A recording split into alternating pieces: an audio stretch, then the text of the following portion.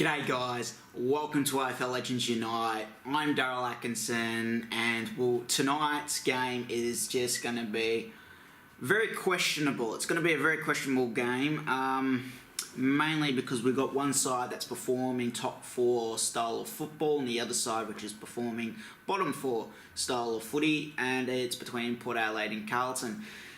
This is probably going to be the last Friday night game for the Blues for probably another 5 years. And it's going to probably end in a 100-point thrashing. We've got a side that is extremely young and is mostly inexperienced up against a side which is more mature, way more mature, and is playing very decent and threatening football. This is the first time since, I believe, 2014 Carlton is playing at Adelaide Oval. Actually, I'll double check that. I'm pretty sure it was 20. Yeah, it was 20. Yeah, it was 2014.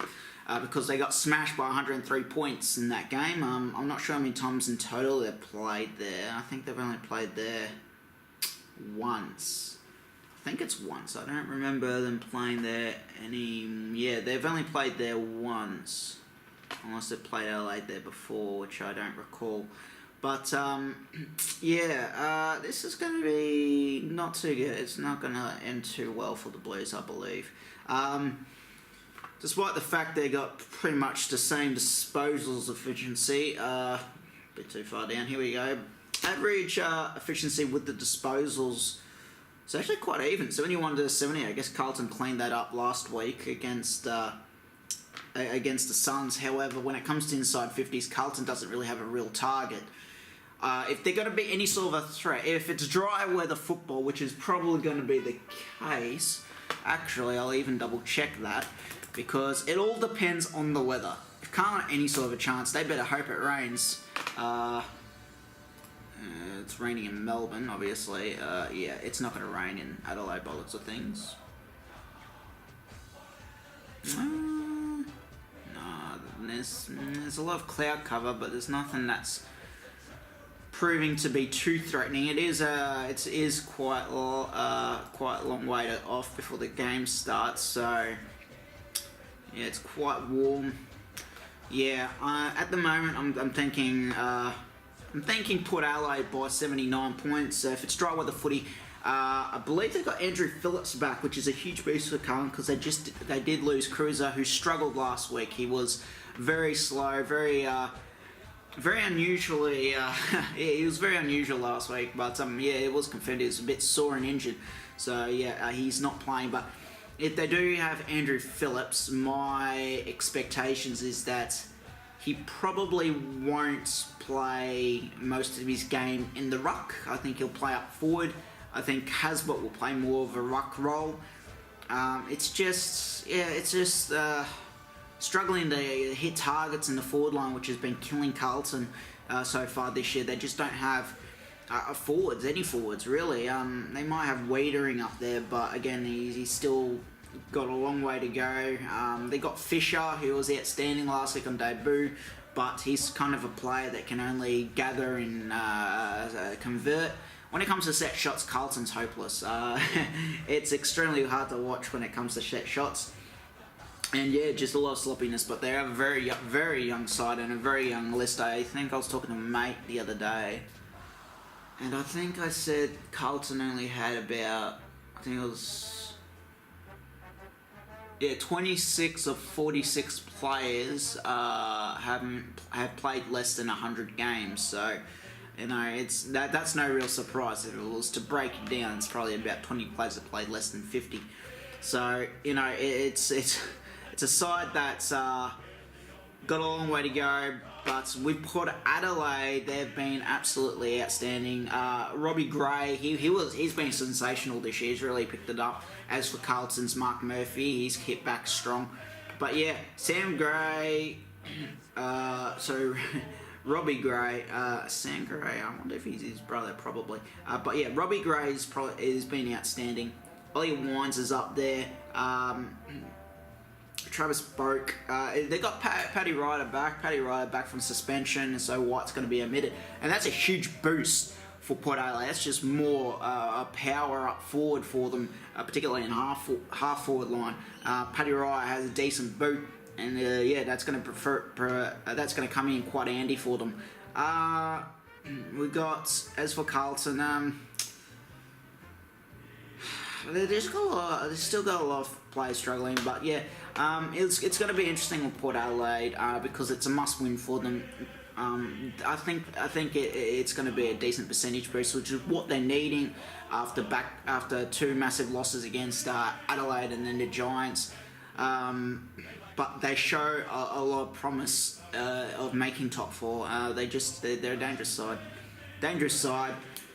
They can use the ball. They have a decent attacking structure, and they're able to get in the forward 50, particularly from turnovers. Obviously, last week they ran out of legs, but that's understandable against a much more talented side. But yeah, clearances on average is dominated by Port, 40 to 34. What about hitouts? 39 to 36. That's quite close. But those clearances, I'm very interested in clearances because that is the key to winning games. Those clearances are just painful, especially centre clearances. In fact, I'm actually wanting to see what's the average for clearances in the centre.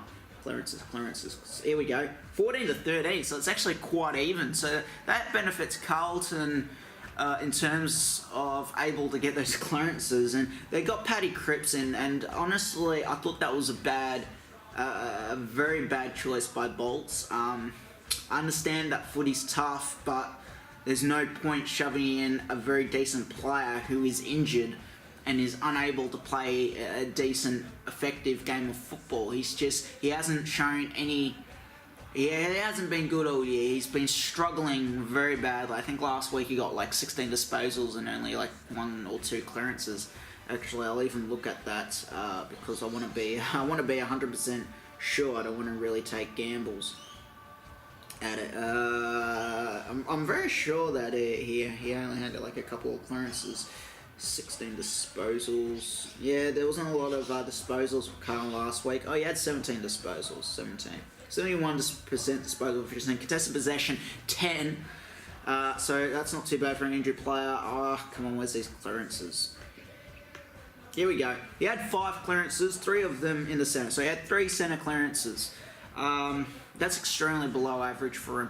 I can't remember, I think it used to be like 16 he used to average last year, but anyway. But yeah, he's just not effective as he once was, and it's because of because I think it's his back injury in particular and groin injury. He's got these 2 injuries that's just, not really helping his footy too much.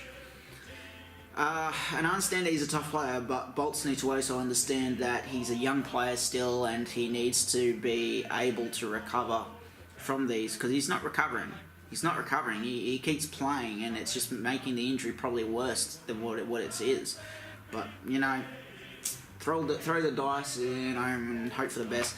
But yes, 2 interesting outs. Dale Thomas, I'd say he's the most famous out. I wouldn't say he hasn't performed. He will never perform to what he was. Never. His career is ending. He just doesn't have the ability anymore. His ankle is so messed up that he won't be able to play the type of football we saw in 2011, 2010. Matthew Cruz is probably obviously the biggest out, and he's just not feeling too good. He's a bit injured, a bit sore, so he'll be out. But huge in with Andrew Phillips, so that's not too bad. Andrew Phillips is a very decent ruckman and a forward. He's also good at attacking. Carlton's got a decent defensive structure. I felt last week that it really ended.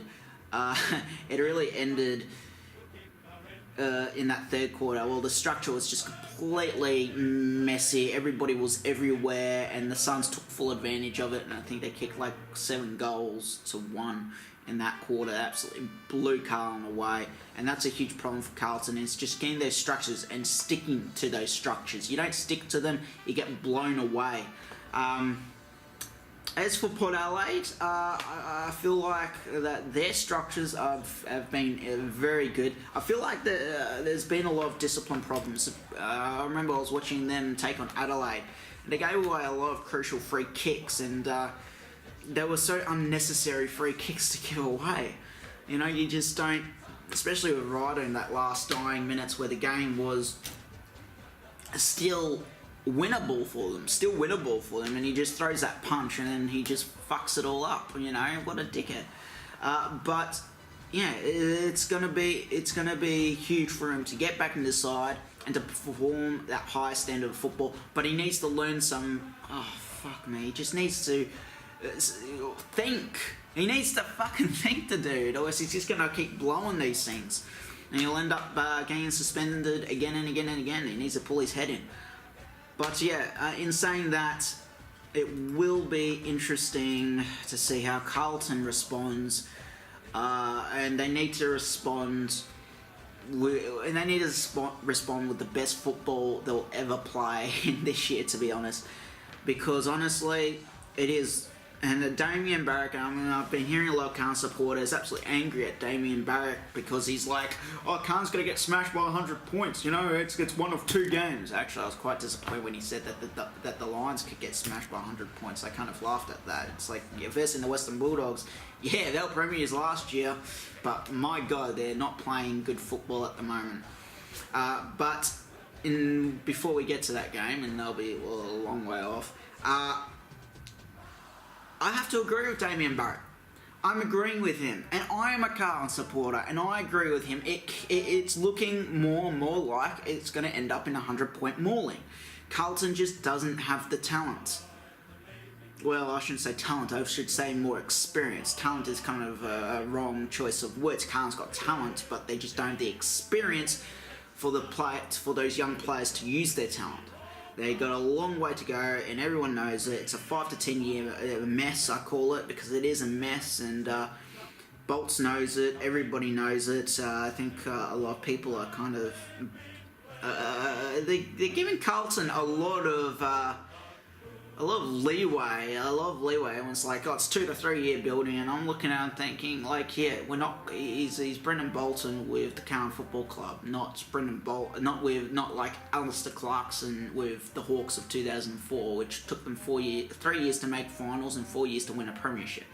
That rarely happens. That's like, rolling the dice and hoping for the best. That rarely happens. Especially when you're rebuilding. As for Carlton, it's a completely different matter. This club is a disaster. It's been a disaster since the salary cap incident back in the end of 2001. It affected 2002, ending Carlton's streak of not winning a single one spoon. It took them 105 years to win that first one spoon in 2002, and they just have not really well recovered. Well, they hit back in 2008. They had a decent list, a decent future. Brett Ryan built a strong side, and honestly, I'm still saying it. It was a premiership side. It was a very talented side. 2012 was just a very unlucky year because we had we had more than half of our players injured. How are you going to beat the Gold Coast Suns, especially when you've had like 10 more scoring shots, but all your forwards are all young kids who are still trying to learn how to kick straight? Of course, we're not going to be effective when most of our sides on the bloody fucking sideline, and the players that we do have are still injured and playing. So that was a huge fuck up there, and we're back at where we started, and now we got to build for the future. And 2017 is the main rebuilding season for Carlton, and it's showing it. It's showing it. But Carlton has won a game, which is something to build on. It was something to build on. It still is. And anyway, looking at the lineup, because I get quite passionate with these things, and I do get carried away with it. But yes, bugger off. But yes, it is going to be a very interesting game in terms of how Carlton responds, because you know how Port Adelaide's going to fucking respond from last week. They're going to be brutal. They have no mercy. You think Collingwood supporters are bad? Have you ever met a Port Adelaide supporter? It drives you insane. Now, looking at the lineups. Port Adelaide, in defence, we've got Burn Jones, Cleary, Houston, halfback and Broadbent, Jonas and Hartlett. Not bad. It will, if Phillips is up there in the forward line, it will challenge them. In centres, we've got Ebert, Wines and Pollack, with followers in Ryder, Boak and Popplewell Pepper. So as you see, Paddy Ryder is going to be playing more of a ruck role. But I would not be surprised if he's shoved up forward because, again, Carlton won't be able to shut him down.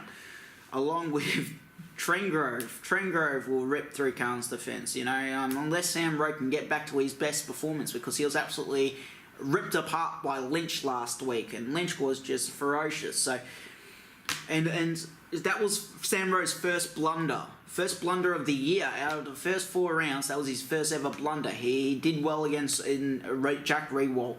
He absolutely shut down Jesse Hogan. He absolutely shut down Patrick Ryder. Well, I'd say 95% shut down. He did kick 1 goal, 1.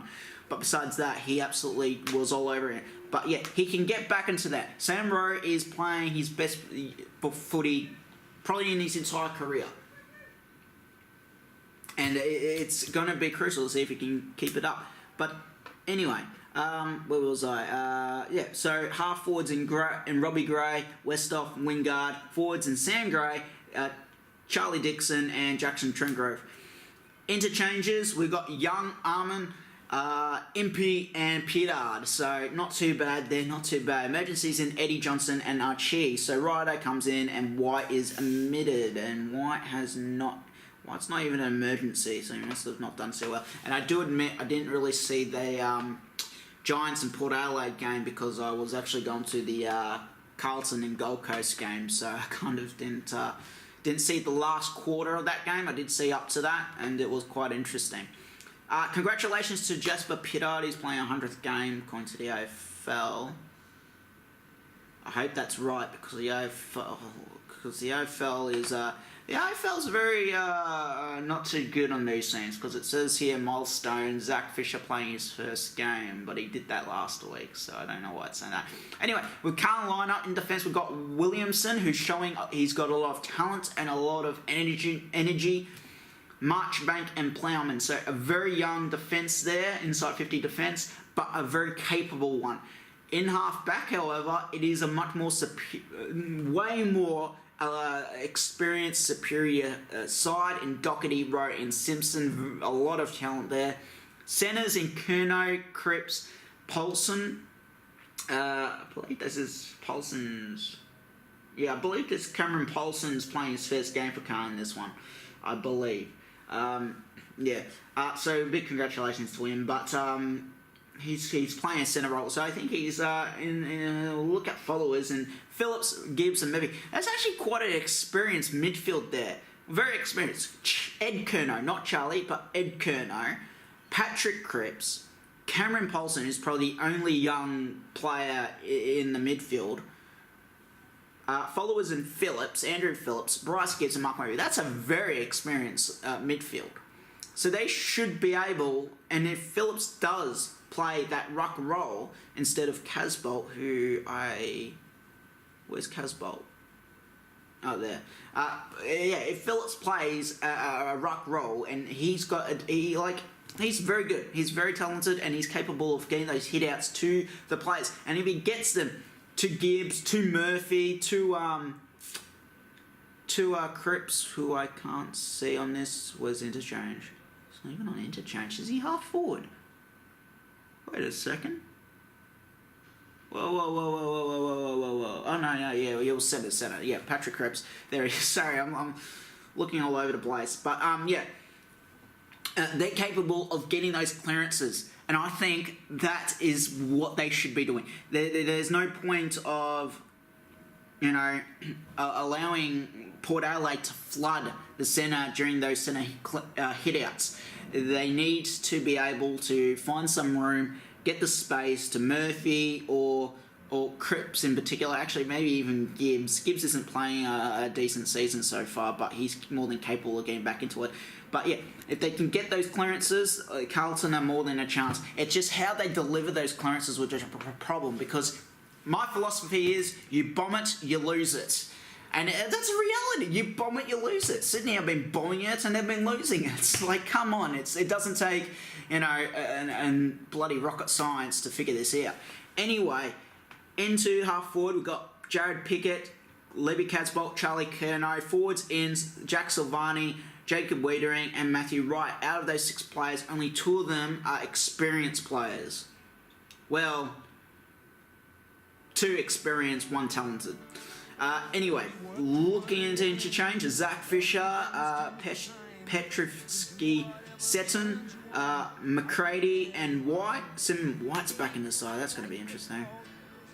Oh no, he was there last week, so I didn't see much of him last week.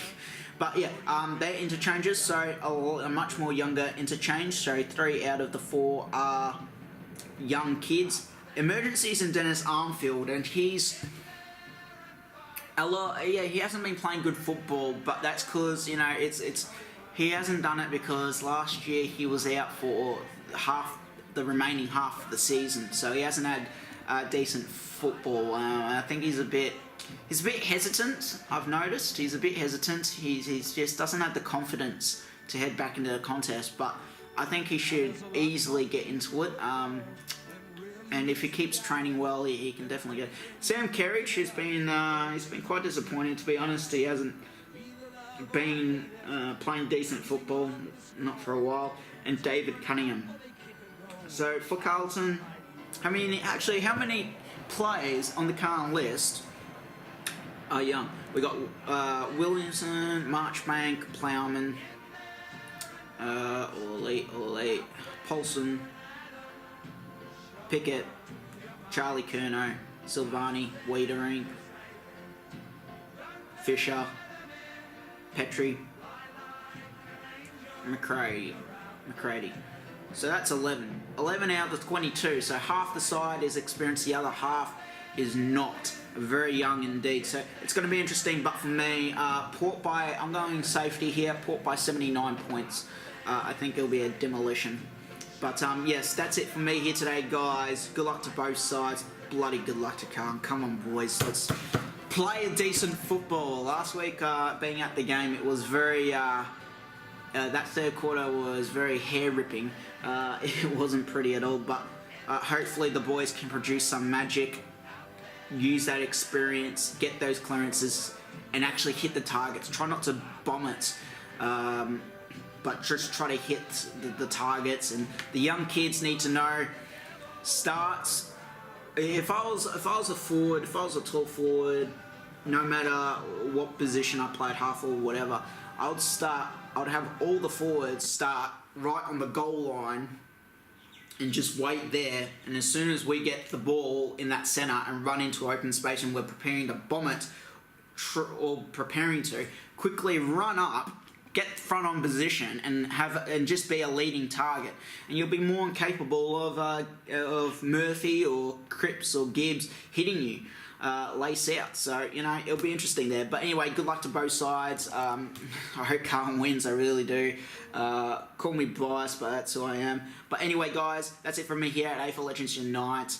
You all take care, stay safe, and yes, and enjoy Anzac Day, guys, because it is this weekend. The year's already it's already been 1 month of football already. It's incredible. But anyway, guys, I'll see you in the next video. Take care.